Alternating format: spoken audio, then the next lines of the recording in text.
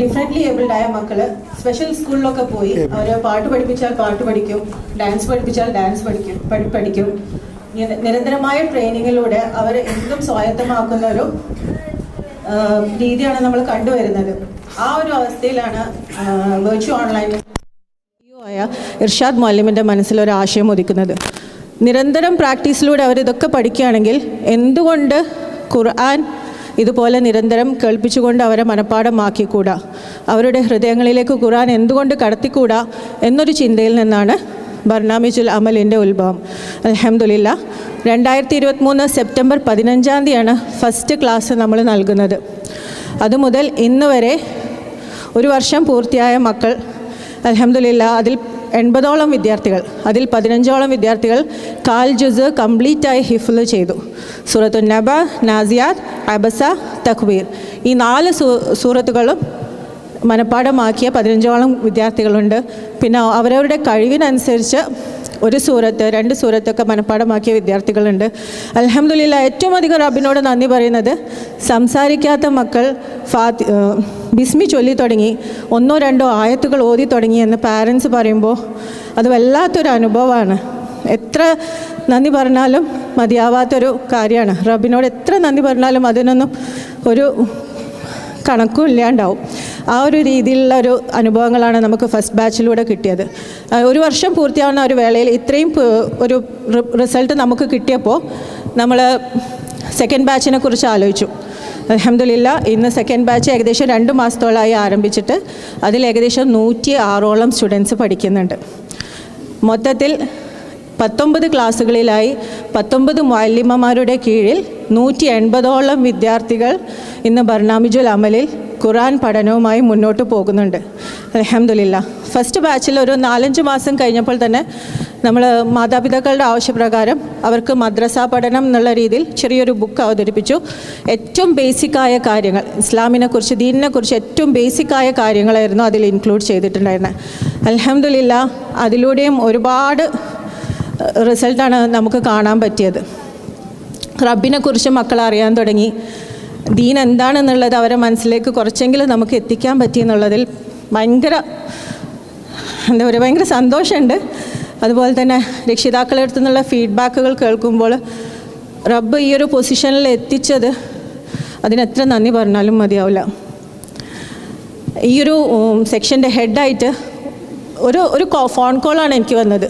Nida മുഅല്ലിമ virtual online ഇൻസ്റ്റിറ്റ്യൂട്ടിൻ്റെ കീഴിൽ ഇങ്ങനെ ബർനാമിജുൽ അമൽ എന്ന് പറഞ്ഞിട്ട് ഡിഫറെൻ്റ്ലി ഏബിൾഡ് ആയിട്ടുള്ള മക്കൾക്ക് ഒരു സെക്ഷൻ ഞങ്ങൾ ആരംഭിക്കുന്നുണ്ട്, അതിൻ്റെ ഹെഡ് ഓഫ് സെക്ഷനായിട്ട് നിങ്ങളെയാണ് മനസ്സിൽ കണ്ടതെന്ന് പറഞ്ഞപ്പോൾ സത്യം പറഞ്ഞാൽ നല്ല ടെൻഷനായിരുന്നു.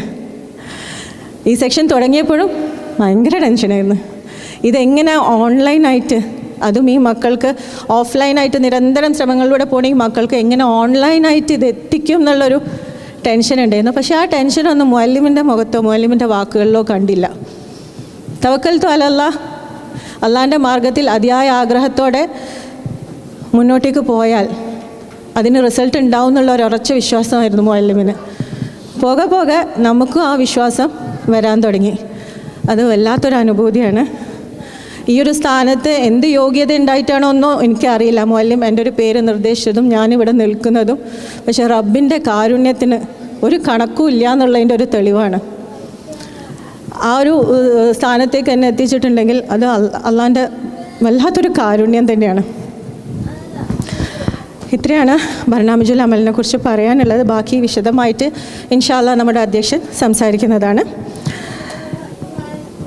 അപ്പോൾ ഇന്നിവിടെ കൂടിയിട്ടുള്ള വേദിയിലിരിക്കുന്ന നമ്മുടെ വെർച്വൽ ഓൺലൈൻ ഇൻസ്റ്റിറ്റ്യൂട്ടിൻ്റെ CEO ഇർഷാദ് മുഅല്ലിം, അതുപോലെ തന്നെ നമ്മളെ ചീഫ് ഗസ്റ്റ്, 2 ചീഫ് ഗസ്റ്റുമാരുണ്ട്, 2 പേർക്കും ഞാനിവിടെ സ്വാഗതം പറയുകയാണ്.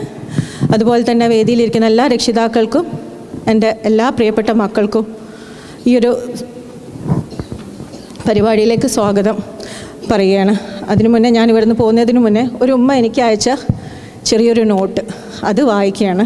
ഒരു മുഅല്ലിമ ഫോർവേഡ് ചെയ്തതാണ്. ഡിസംബർ 3 ഡിസബിലിറ്റി ഡേ ആയിരുന്നു. അന്നത്തെ ദിവസം ആ ഉമ്മ അയച്ചതാണ്. ഇന്ന് ഡിസംബർ 3 വേൾഡ് ഡിസബിലിറ്റി ഡേ. മാനസിക വെല്ലുവിളി അല്ലെങ്കിൽ ശാരീരിക വെല്ലുവിളി നേരിടുന്ന കുഞ്ഞിൻ്റെ അമ്മയെയോ കുടുംബത്തെയോ നിങ്ങൾ കണ്ടിട്ടുണ്ടോ? അവരുടെ ആത്മസംഘർഷങ്ങൾ അറിയാൻ ശ്രമിച്ചിട്ടുണ്ടോ?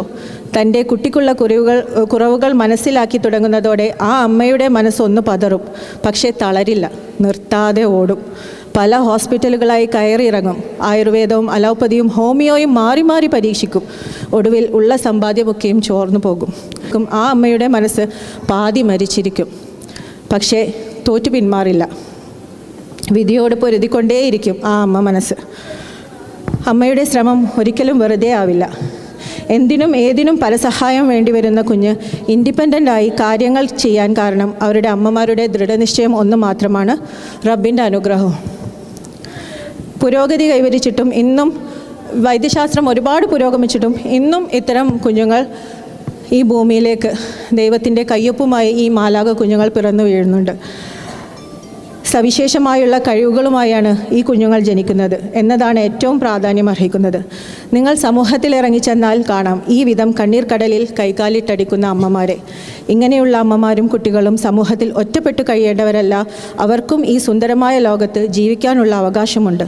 നമ്മളെല്ലാവരെയും പോലെ അവർക്കും അവകാശപ്പെട്ടതാണ് ഈ ഭൂമിയും ആകാശവും.